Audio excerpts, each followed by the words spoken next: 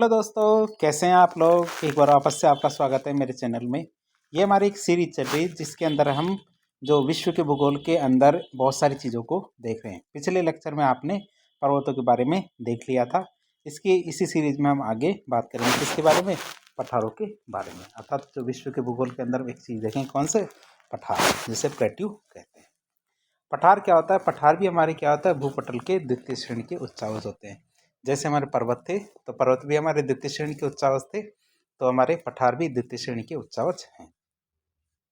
भूपटल की बात करें तो भूपटल के लगभग 1/3 भाग पर हमारे पठार हैं।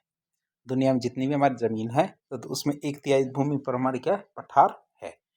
और ये जो पठार होते हैं, पठार के स्थलखंड है, तो वो स्थलखंड जो आसपास के धरातल से अधिक ऊंचा हो और बड़े ढाल वाला हो। क्या? जो आसपास के धरातल से अधिक ऊंचा हो और बड़े ढाल वाला होता है, जिसका शीर्ष भाग क्या है, मेज के समान समतल होना चाहिए। इसका टॉप कैसा होना चाहिए, मेज के समान समतल होना चाहिए। उसे हम क्या बोलते हैं, पठार कहते हैं। तो पठार की यदि परिभाषा आपसे पूछी जाए तो आप क्या बताएंगे? तो वह स्थलखंड जो आसपास के धरातल से अधिक ऊंचा हो और बड़े ढाल वाला हो, वह, और साथ ही साथ जिसका शीर्ष भाग क्या, मेज के समान समतल होना चाहिए, उसे हम क्या कहेंगे, पठार कहेंगे। अब बात करें पठारों का निर्माण क्या होता है। अवसंलवन, उत्सलवन, क्षारीय लावा प्रवाह, अनाच्छादन, निक्षेपण, वलन के दौरान जो पर्वतों के मध्य भूभाग के उत्थान हो जाते हैं, तो ऐसे करके बहुत सारी ऐसी क्रियाएं होती हैं जिनके कारण क्या होता है, हमारे पठारों का निर्माण होता है। और कौन कौन सी क्रियाएं? जैसे हमारे वलन है, तो वलन के दौरान पर्वतों के मध्य जो भूभाग है उसका उत्थान हो जाता है, निक्षेपण हो जाता है, अनाच्छादन हो जाता है, क्षारीय लावा का प्रवाह हो जाता है, उत्समलन, अवसमलन, तो बहुत सारे ऐसे कार्य होते हैं, क्रियाएं होती हैं जिनसे हमारे पठारों का निर्माण होता है।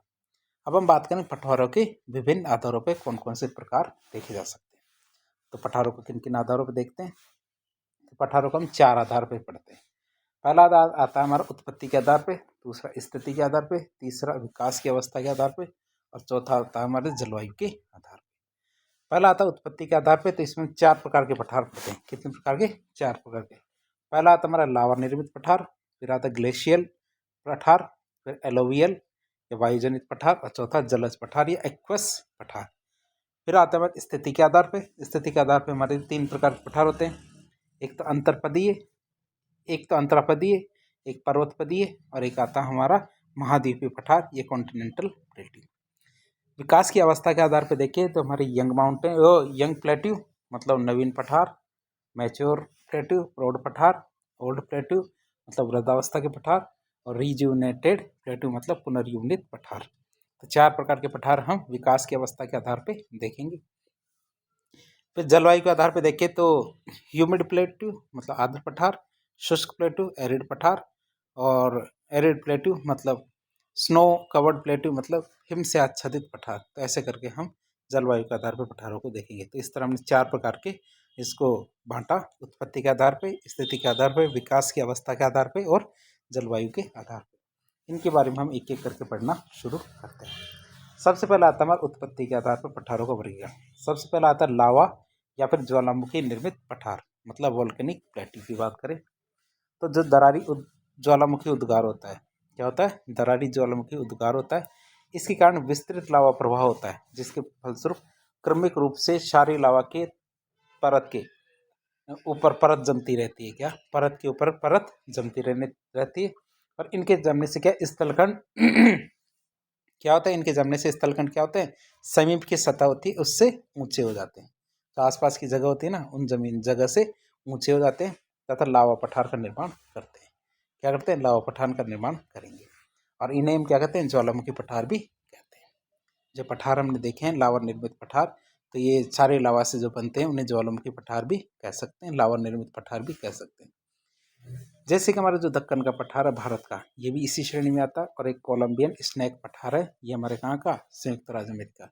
तो आप ये सोचेंगे परीक्षा में किस तरह से प्रश्न आएंगे, सिंपल सी चीज़ें आएगी। कौन सी? कौन सा पठार कौन सी जगह, या फिर कौन सा पठार किस तरह से निर्मित हुआ है। इसके अलावा कोई तरीका नहीं प्रश्न आने का। तो दक्कन का पठार हमारे भारत का, और एक कैसा पठार है, लावा जनित या ज्वालामुखी निर्मित पठार। और कोलंबियन स्नैक पठार ये कहाँ का, हमारा संयुक्त राज्य अमेरिका। तो वैसे भी आपको पता होना चाहिए कोलंबिया यूनिवर्सिटी है, ये हमारे अमेरिका की है, संयुक्त राज्य अमेरिका की। तो कोलंबियन पठार भी वहीं का ही होना चाहिए। अब आते हैं हमारे हिमानीकृत पठार। कौन से पठार? हिमानीकृत पठार। तो हिमनद के अपर्दन और निक्षेपण की गतिविधि से, क्या, हिमनद के निक्षेपण और जो अपर्दन है, इन गतिविधियों से बनने वाले पठार हमारे क्या कहलाते हैं? हिमानीकृत पठार कहलाएंगे। हिमनद क्या करते हैं? अपर्दन गतिविधियों के द्वारा पर्वतीय भागों को घिसकर सपाट पठार का निर्माण करते हैं। जो पर्वतीय क्षेत्र होते हैं उन पर्वतीय प्रदेशों को घिस देते हैं ऊपर से और एक सपाट पठार का निर्माण करते हैं। कौन? हिमनद। जैसे हमारा अंटार्कटिका और ग्रीनलैंड में बहुत से हिमानीकृत पठार पाए जाते हैं। क्या होते हैं? बहुत सारे हिमानीकृत पठार पाए जाते हैं। हाँ, अंटार्कटिका में, ग्रीनलैंड में। और वहाँ पे बर्फ ही क्या करती है? पहाड़ों को घिस देती है और पठारों का निर्माण कर देती है।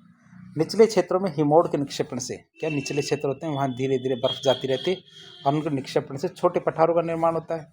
अब बात करें ऐसे पठार कहाँ कहाँ हैं भारत में, जैसे गढ़वाल का पठार है जो हमारे उत्तराखंड में, एक हमारे जर्मनी में प्रूशिया का पठार है। कौन सा? जर्मनी का प्रूशिया का पठार। ये सब पठार हमारे हिमालय निक्षेप के द्वारा ही बने। किस तरह से बने? हिमालय निक्षेप या बर्फ के निक्षेप से बने। तो ये हमारे क्या है? हिमानीकृत पठार है दूसरा। तीसरा पठार आता हमारा वायुजनित पठार। कौन सा पठार? वायुजनित पठार। तो पवनों के द्वारा उड़ाया कर लाई गई जो मिट्टी होती है, इनके अत्यधिक निक्षेपण से, जब हवा मिट्टी लेके आती है एक जगह से दूसरी जगह और दूसरी जगह ले जाके जमा कर देती है, तो इनके अत्यधिक निक्षेपण से इन पठारों का निर्माण होता है। बात करें पाकिस्तान का जो पोतवार का पठार है, कौन सा? पाकिस्तान का पोतवार का पठार और चीन का लोएस पठार, इसके उदाहरण कौन सा? वायुजनित पठार की। तो आप याद रखेंगे पाकिस्तान का जो पोतवार का पठार है और चीन का लोएस पठार है, ये दोनों को दोनों हमारे वायुजनित पठार है। और इन्हें पवनकृत पठार भी कहते हैं। क्यों? क्योंकि ये किसके द्वारा निर्मित होते हैं? पवन के द्वारा निर्मित होते हैं। हवा के द्वारा लाई गई जो मिट्टी होती है इसके द्वारा जमने से बनते हैं। तो पवन हो गई तो हमारा जल भी होगा। बात करें जलकृत या जलज पठार की, तो समुद्री भाग अथवा भूसन्निधियों में, क्या, समुद्री भाग अथवा भूसन्निधियों में निरंतर जमा हुए अवसाद, क्या होते हैं? निरंतर जमा हुए अवसाद जब कभी आंतरिक हलचलों से समुद्र तल से ऊपर उठ जाते हैं तो जलज पठार का निर्माण होते हैं। अतः जलीय पठार का निर्माण नदी के द्वारा निक्षेपण और पृथ्वी के लंबवत संचलन के कारण उत्समलन, मतलब दोनों क्रियाओं के द्वारा होता है। जैसे हमारा शान का पठार हमारे म्यांमार के अंदर है, ये हमारा जलज, ये जलकृत पठार है। ये भूसन्निधि के बारे में आपने पर्वतों का जो हमारा लेक्चर है उसके अंदर देखिए जो हमारा कोबर का सिद्धांत है, भूसन्निधियों के द्वारा पर्वतों का निर्माण। और पर्वतों की जब निर्माण होता है तो उसमें आप यदि वो देखा होगा तो इसमें पर्वतों का निर्माण होने के बाद बीच में क्या, पठार का निर्माण होता है। तो यदि आपने हमारा कोबर का सिद्धांत देखा था पर्वतों का तो वहाँ से आप इस चीज़ को समझ पाएंगे। इसके लिए आपको हमारा वो वाला लेक्चर देखना चाहिए। तो इसका उदाहरण कौन सा रहेगा? जलकृत का हमारा शान का पठार जो हमारे म्यांमार में है, तो इसका उदाहरण रहेगा।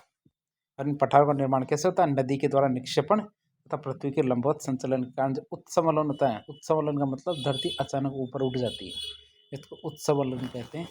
तो इसके कारण क्या है? इस पठार का निर्माण होता है, जैसे जलकृत या जलज पठार कहते हैं। तो ये हमने एक पठार का प्रकार तो देख लिया। अब बात करेंगे हम स्थिति के आधार पर पठारों का वर्गीकरण।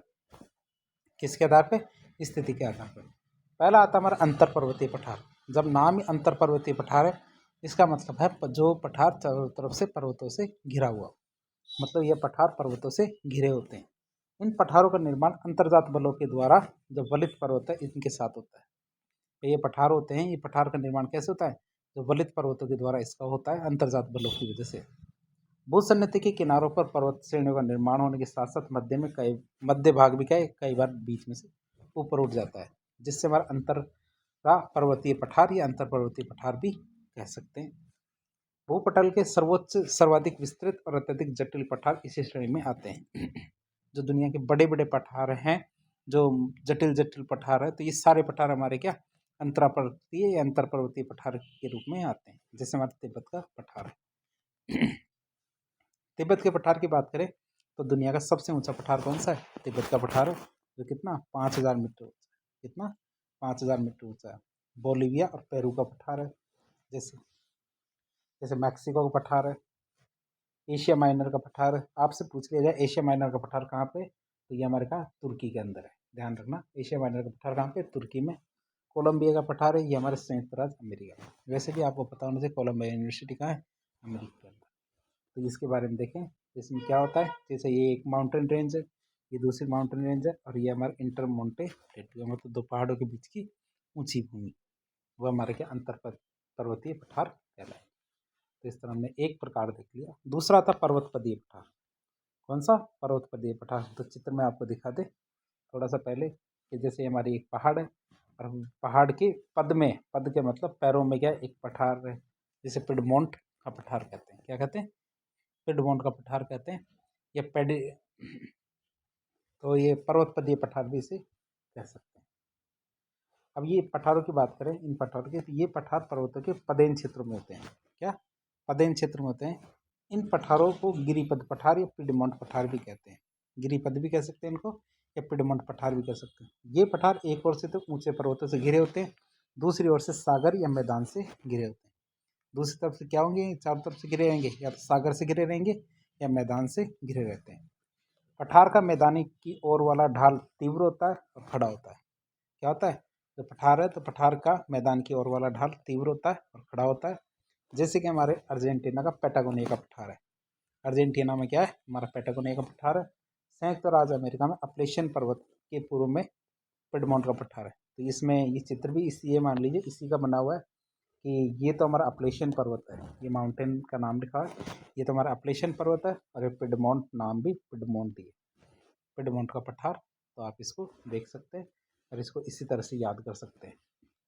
कैसे याद करेंगे? जो हमारा अपलेशियन पर्वत तो ये है, ये जो बना हुआ है ये वाला पर्वत क्या है? ये अपलेशियन पर्वत है। और जो हमारा पिडमाउंट कहो, पिडमोंट कहो, तो पिडमोंट का पठार ये वाला है।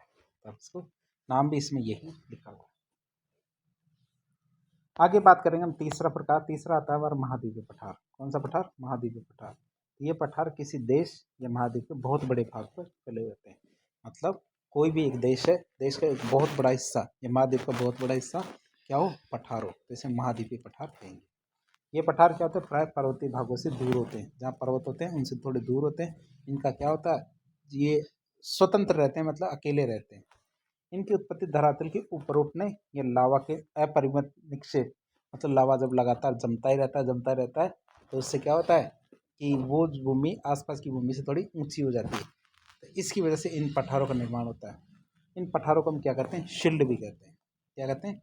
शील्ड भी कहते हैं। और आपको ये पता होना चाहिए शील्ड के उदाहरण कौन कौन से। क्या? शील्ड के उदाहरण कौन कौन से? तो हमारे दक्कन का पठार भी एक तरह की शील्ड है।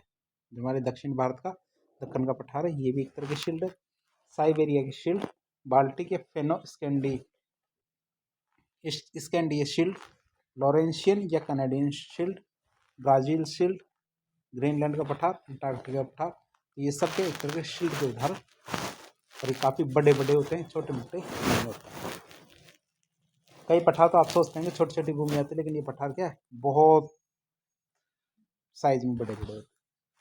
फिर आता है हमारे जलवायु के आधार पर पठारों का वर्गीकरण। इसके आधार पर देखिए, जलवायु के आधार पर एक कितने तरह के होंगे? आर्द्र होंगे, शुष्क होंगे और हिमाच्छादित होंगे।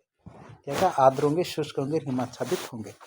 सबसे पहले आर्द्र की बात करें तो इन पठारों पर प्राय उच्च आर्द्रता और अच्छी वर्षा होती है। जैसे पठार जिन पे क्या उच्च आर्द्रता हो और क्या है अच्छी वर्षा हो, जैसे कि हमारे क्या मेघालय का पठार है, जैसे कि हमारे क्या मेघालय का पठार है, जैसे कि हमारे मेघालय का पठार है। तो इन पठारों पर क्या वाष्पीकरण की मात्रा वर्षा से अधिक होती है। वर्षा तो होती है, लेकिन क्या होता है इनमें वाष्पीकरण की मात्रा वर्षा से ज़्यादा होती है। इस वजह से हमें पानी टिक ही नहीं पाता। जैसे कि हमारे शुष्क पठार कहलाएंगे इनके, जिसके कारण यहाँ शुष्क परिस्थितियाँ पाई जाती है। जैसे हमारा पोतवार का पठार है। क्या? पोतवार का पठार है। ये कहाँ है? पाकिस्तान के अंदर है पोतवार का पठार। तो ये हवा के द्वारा निर्मित है, पवनकृत। तो इस वजह से यहाँ पे क्या पानी की मात्रा नहीं पाई जाती। अब ये थोड़ा सा क्या ये मान लीजिए कि जो हमारा थार का मरुस्थल है उसी का हिस्सा मान सकते हैं इसमें। फिर आता है हिमाच्छादित पठार। कौन सा हिमाच्छादित पठार? तो ऊंची क्षेत्रों उच्च अक्षांशों में अत्यधिक कम तापमान के कारण वर्ष भर यहाँ पे क्या है बर्फ जमी रहती है। ये हिमाच्छादित रहता है।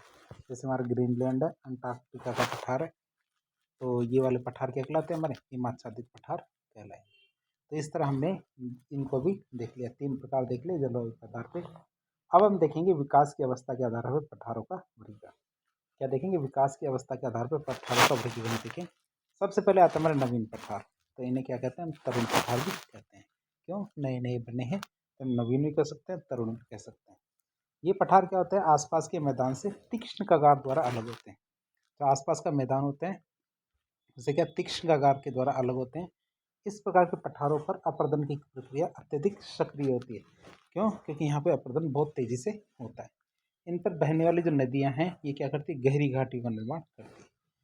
जैसे कि हमारी क्या, इदाहो और संयुक्त राज्य अमेरिका के कोलोराडो पठार पर बहने वाली गहरी घाटियाँ, एक कैनियन का निर्माण होता है जिसे ग्रैंड कैनियन भी कहते हैं। कहाँ पे, कोलोराडो के पठार पर बनने वाले क्या, ग्रैंड कैनियन। तो ये आप ये देखेंगे कई बार आपने विंडोज़ के अंदर या कंप्यूटर के अंदर बहुत सुंदर सुंदर हरी पीली नीली, तो इस तरह की घाटियाँ देखी होगी जो रंगीन घाटियाँ, जिसमें क्या है, हमारे कोलोराडो नदी बहती है, जैसे ग्रेट कैनियन का निर्माण। फिर आते हैं हमारे फ्रोड पठार। कौन सा पठार? फ्रोड पठार की बात करें तो ये पठार भी क्या पुराने और अपर्दित होते हैं। क्या, जैसे जैसे पुराने होते जाते हैं और धीरे धीरे अपर्दित होने भी लग जाते हैं। और ये उबड़ खाबड़ विषम धरातल वाले होते हैं। इनके किनारे क्या होते हैं, सीढ़ी नुमा दिखाई देते हैं। इनके किनारे कैसे दिखते हैं, सीढ़ी नुमा दिखाई देते हैं। जैसे हमारे संयुक्त राज्य अमेरिका का अपलेशियन पठार है। तो संयुक्त राज्य अमेरिका का जो अपलेशियन पठार है ये हमारे किसकी श्रेणी में आएगा, फ्रोड पठार की श्रेणी में आएगा। फिर आता है हमारा वृद्धावस्था का पठार। कौन सा? वृद्धावस्था का पठार की बात करें तो पठार के उच्चावच संप्राय मैदान में परिवर्तित हो जाते हैं। जो हमारे पठार है तो पठार के उच्चावच क्या होते हैं, संप्राय मैदान में बदल जाते हैं। जैसे हमारे मध्य रांची का पठार है, किसी समय पे ये बहुत भयंकर पठार हुआ करता था, लेकिन अब कैसा है, मैदान जैसा ही होता जा रहा है। फिर आता पुनर्यौनिक पठार। तो आंतरिक हलचलों के कारण जो हमारे वृद्धावस्था को प्राप्त कर चुके पठार होते हैं, अर्थात जो वृद्धावस्था ये वाले ऊपर वाले थे, ऐसे पठार का पुनः से उत्थान हो जाता है, दोबारा से ऊपर उठना शुरू हो जाते हैं और उन पर पुनः अपर्दन प्रक्रिया शुरू हो जाती है। जैसे कि हमारे संयुक्त राज्य अमेरिका का मिसौरी का पठार, रांची का पाट पठार, इस तरह के उदाहरण है किसके, पुनर्यौनिक पठार के। तो इसमें कौन कौन से उदाहरण, संयुक्त राज्य अमेरिका का तो मिसौरी पठार है और रांची का पाट पठार। अब 3 आकृतियां होती हैं हमारे पठारों के अंदर, उनकी बात करें वो कौन कौन सी। सबसे पहले आता पठार। पठार तो क्या होता है, जैसे हमारी जो आसपास की भूमि है उससे थोड़ा ऊंची भूमि, लेकिन एरिया वाइज सबसे बड़ी भूमि होती है। फिर होता है उससे कम भूमि कौन सी होती है, मेसा। क्या, हमारे जो थोड़ी सी ये मान लीजिए छोटा आकार के पठार होते हैं। फिर होते हैं उसके छोटी आकृति में बट, और सबसे लास्ट में क्या आता है, मोनूमेंट। तो ये 4 प्रकार की आकृतियाँ बनती हैं हमारे पठारों के अंदर, जिनको आप देख चुके हैं। फिर आता है मेरा मेसा। मेसा के बारे में दोबारा से देख लेते हैं क्या होता है मेसा। तो ढलुआ पठार या चपटे शिखर वाली जो पहाड़ी होती है इसे मेसा कहते हैं। क्या, जिसका शिखर क्या होता है, चपटा होना चाहिए, तो पहाड़ी जैसा लगता है, ये बड़े बड़े पठार नहीं होते हैं, तो ये हमारा मेसा कहलाता है। झारखंड में मेसा को क्या कहते हैं, स्थानीय भाषा में पाट कहते हैं। क्या कहते हैं, पाट कहते हैं। और मेसा का निर्माण पठार के भौतिक अपक्षय से होता है। बाद में कालांतर में मेसा के अपक्षय से किसका निर्माण होता है, ब्यूट का निर्माण होता है। जैसे कि हम इसको देख सकते हैं, तो मेसा है, मेसा से हमारे ब्यूट का निर्माण होता है, ब्यूट से हमारे मोनूमेंट का निर्माण होता है। और हमारे ब्यूट मेसा से छोटी स्थलाकृति होती है। क्या होती है, ब्यूट क्या होती है, मेसा से छोटी स्थलाकृति होती है, ये याद रखना, युक्त है, ठीक है, स्थलाकृति होती है, याद रखना। ब्यूट क्या होता है, मेसा से छोटी स्थलाकृति होती है। अब हम बात करें पठारों के महत्व के बारे में देखते हैं। पठार के किस काम के, आर्थिक दृष्टि से पठार पर्वतों की अपेक्षा ज़्यादा आबाद होते हैं। मतलब पर्वतों पे लोग आसानी से रह नहीं पाते, लेकिन पठारों पे आसानी से रह सकते हैं। क्यों? क्योंकि सपाट भूमि होती है, इनकी उपजाऊ भूमि पर गहन कृषि होती है, मतलब भारी कृषि की जा सकती है। जनसंख्या के उच्च दबाव को सहन कर सकते हैं ये पठार। ये बहुमूल्य खनिजों के भंडार होते हैं। इनके तीव्र ढालों से उतरते हुए नदियाँ क्या करती है, जलप्रपात का निर्माण करती है, जो विद्युत उत्पादन में भी सहायता करते हैं। इनके कठोर धरातल पर जलाशयों, तालाबों का निर्माण होता है। जलाशय है उनका निर्माण होगा, साथ साथ तालाबों का निर्माण होता है। क्यों? क्योंकि इनकी भूमि से पानी रिसता नहीं। बात करें पठारों पर पर्वतों की अपेक्षा यातायात के साधन अधिक विकसित होते हैं। क्या होता है, पठारों पे यातायात के साधन क्या पर्वतों की अपेक्षा बढ़िया होते हैं। क्यों? क्योंकि जमीन समतल होती है, पहाड़ों पे तो हो नहीं सकते। यद्यपि मैदानों की तुलना में पठार बहुत कम विकसित होते हैं। क्या होता है कि जो हमारे मैदान होते हैं, मैदान से हम अच्छा नहीं मान सकते पठारों को। क्यों? क्योंकि मैदानों में तो क्या बहुत सारे कार्य किए जा सकते हैं, लेकिन पठारों में नहीं किए जा सकते। हम इनको देख सकते हैं। अब हम देखेंगे जो विश्व का मैप है, तो विश्व के मैप में जो पठार है, पठारों की स्थिति देखते हैं, कौन कौन से पठार कौन कौन से देश में कहाँ कहाँ पाए जाते हैं। तो उनके बारे में देखते हैं। सबसे पहले मैप में देखते हैं। मैप आपके सामने पूरा है। सबसे पहले हम देखते हैं उत्तरी अमेरिका के पठार। उत्तरी अमेरिका के पठार में एक तो हमारा कनाडा वाला एरिया है। कनाडा वाले एरिया में ये तो है लॉरेंशिया का पठार, ये हमारा अलास्का का पठार है। ठीक है, तो ये हमारे 2 पठार हमने देख ली। एक कनाडा के अंदर है। हाँ, संयुक्त राज्य अमेरिका में देखें तो ये हमारा कोलंबिया का पठार, ये ग्रेट बेसिन का पठार, ये कोलोराडो का पठार, ये हमारा ओजार का पठार, ये हमारा पिडमोंट का पठार। तो हमारे ये कुछ पठार देखे हमने। फिर आता हमारे मैक्सिको के अंदर चियापास का पठार। कौन सा? चियापास का पठार। दक्षिणी अमेरिका के अंदर देखेंगे हम गुयाना का पठार, बोलिविया का पठार, मोंटाग्रासो का पठार। ये हमारे त्रिभुज बने हैं, यही पठार है। ये हमारा पैटागोनिया का पठार, ये हमारे दक्षिणी अमेरिका के अंदर। ब्राजील का पठार और बोरेमा का पठार। तो मैंने उत्तरी अमेरिका और दक्षिणी अमेरिका के पठारों के बारे में देख लिया। अब हम बात करेंगे किसके बारे में? अब हम बात करेंगे अफ्रीका के पठारों के बारे में। किसके? अफ्रीका के पठारों के बारे में बात करें तो कौन कौन से पठार है? ये तो हमारा तासिली का पठार है। कौन सा? तासिली का पठार है। ये अदामावा का पठार है। ये हमारा बाई का पठार है। कौन सा? बाई का पठार है। ये उबांगी पठार है।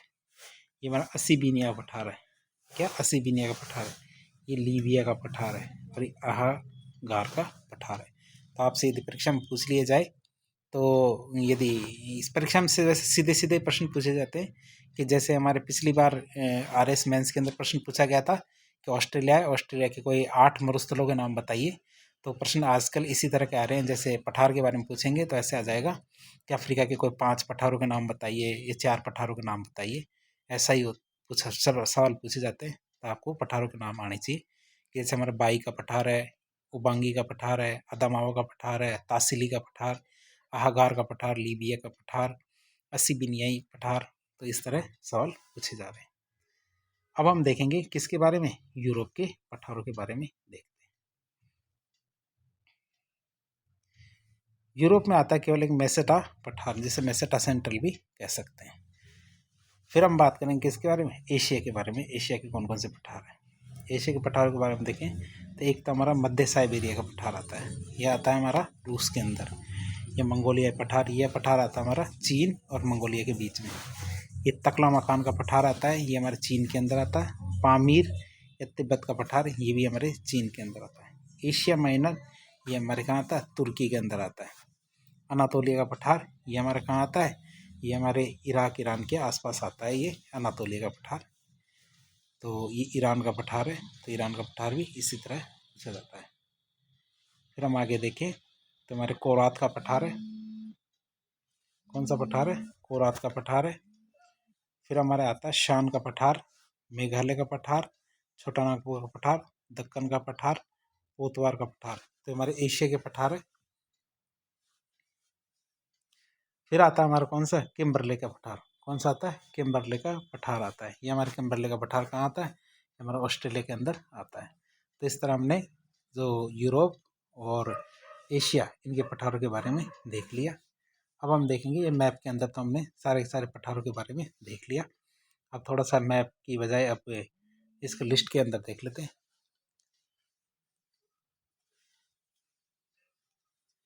बात करें तो सबसे पहले आता है उत्तरी अमेरिका के पठार। उत्तरी अमेरिका के पठार में आता है सबसे पहले कोलंबिया का पठार, ग्रेट बेसिन का पठार, कोलोराडो का पठार, मैक्सिको का पठार, एडवर्ड का पठार, ओजार का पठार, कैनेडियन शील्ड, चियापास का पठार। ये हमारे दक्षिणी मैक्सिको के अंदर पड़ता है। फिर आता हमारा दक्षिणी अमेरिका का पठार, तो गुयाना का पठार, ब्राज़ील का पठार, बोलिविया का पठार, बोलिविया, अल्टीप्लेनो, पैटागोनिया का पठार। ये हमारे दक्षिणी अमेरिका के अंदर आते हैं। फिर आता है हमारे कौन सा? अफ्रीका के पठार, जिसमें हम आते हैं गिनी उच्च भूमि, फावटा जालोन का पठार, जोस का पठार, कतंगा का पठार, बी का पठार, वृहत्कारू का पठार, पूर्वी अफ्रीकी पठार। ये हमारे अफ्रीकी के पठार। फिर बात करें यूरोप के पठारों की। यूरोप के पठार की बात करें तो हमारा फिनो स्कैंडिनेवियन पठार, मैसिफ सेंट्रल, मैसेटा सेंट्रल, बावेरियन पठार, बोहेमियन मैसिफ। एशिया के पठार की बात करें तो अनातोलिया का पठार तुर्की में, एशिया माइनर तुर्की में, ईरान का पठार, पोतवार का पठार, ये पोतवार का पठार हमारे पाकिस्तान में, तिब्बत का पठार, शान का पठार, आर्मेनियन उच्चभूमि, मध्यवर्ती साइबेरिया का पठार, लोएस पठार। तो हमारे सारे एशिया के पठार है। ऑस्ट्रेलिया की बात करें तो पश्चिमी पठारी प्रदेश है, तो हमारे ऑस्ट्रेलिया की पठार है। तो इस तरह आज के लेक्चर में हमने विश्व के सभी पठारों के बारे में देखा। तो इस प्रकार के इन्फॉर्मेटिव वीडियो देखने के लिए हमारे चैनल से जुड़े। वीडियो पसंद आता तो वीडियो को लाइक करें, चैनल को सब्सक्राइब करें, अपने दोस्तों के साथ शेयर करें। धन्यवाद।